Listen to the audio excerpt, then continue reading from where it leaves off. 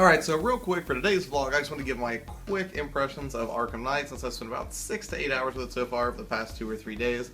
Since I picked up the Xbox One version, again, if you look a couple vlogs back, I will be giving away that version because I'm only holding on to it until I've actually beaten the game, at which point I'm going to get rid of it and then just wait for the patch for the PC version that I've already gotten. So, here are my initial impressions of Arkham Knight. First off, right off the bat, you notice that graphically it's an amazing looking game. Artistically, it may not be the most beautiful thing I've ever seen, but technically speaking, I don't think I've seen better graphics yet this generation, so there's that to consider. Everything just kind of drips with atmosphere, which is pretty much par for the course for any game within the Arkham series, and it's really awesome to see how these characters just kind of wonderfully rendered. As far as the performances of the actors themselves, all the voice actors are amazing. There's a couple that I refuse to spoil here, but by and large, you know, just great performances from everybody, and a very nice treat. One of the things that I really dug was Commissioner Gordon is actually Mike Ehrmantraut from Breaking Bad, and the name of that actor eludes me right now, but I'm sure you can look it up on IMDb because you're very capable.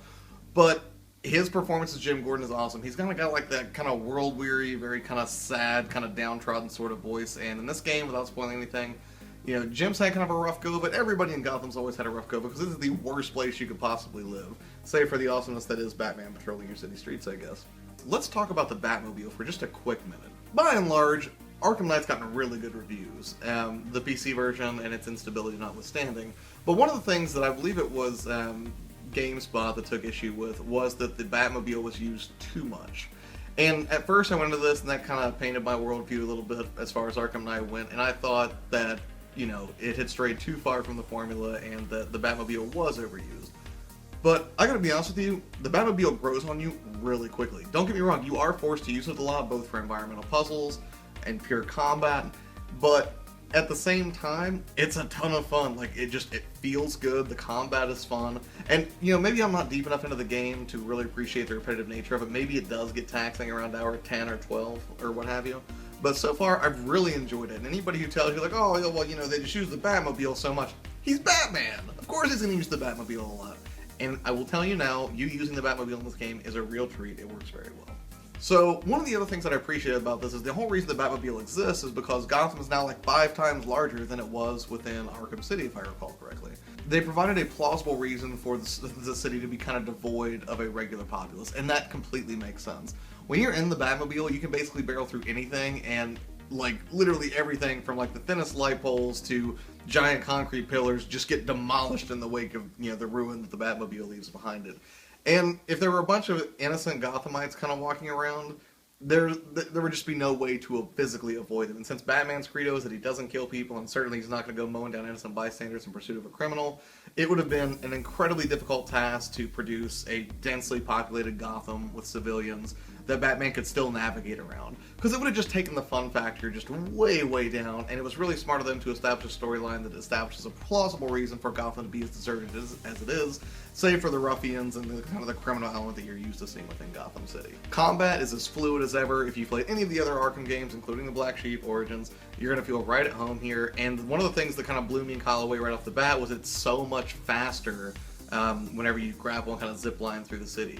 But what I really didn't understand was at a certain point in the game, you get another suit, and then it becomes even faster. So as blown away as we were initially at the outset of the game with the increased speed and maneuverability, it only gets better about 2-3 hours in, so be ready for that.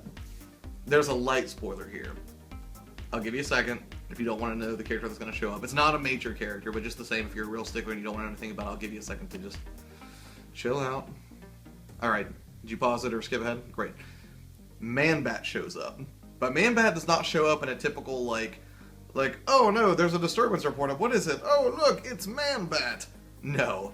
You are doing something completely unrelated. When Man-Bat shows up, it is one of the scariest things I've ever seen in a video game. You categorically cannot miss it. It's impossible to miss it. And when it happens, you'll know it, and I swear I just about shit myself whenever Man-Bat shows up. It was a terrifying ordeal, and I played horror games that scared me less than the appearance of Man-Bat. So, there you go. Those are my thoughts on Arkham Knight. You know, the problem I have with, you know, the PC version notwithstanding. today, we did the podcast tonight, and also that's something else I should mention. We did a whole podcast tonight just on Arkham Knight and then Batman and video games. You should totally check out. It was a lot of fun to record. It was me, Grampy, Zeke, and Kyle talking about our favorite Batman moments, what we're hoping for the series moving forward, or Batman in general in video games. Make sure you check that out on iTunes, and I think we might actually start uploading the podcast here on YouTube as well. I'm not sure yet, though. So, anyways, let me know below what your thoughts on Arkham Knight is, and also don't forget to go enter the contest to win a free copy if you don't have it yet and you want a chance to win. I think there's only like 30 or 40 people who've entered it at this point, so you've actually got pretty decent odds of winning a copy for Xbox One if that's your thing. So, thanks so much for watching, and we'll see you on the vlog tomorrow. Later.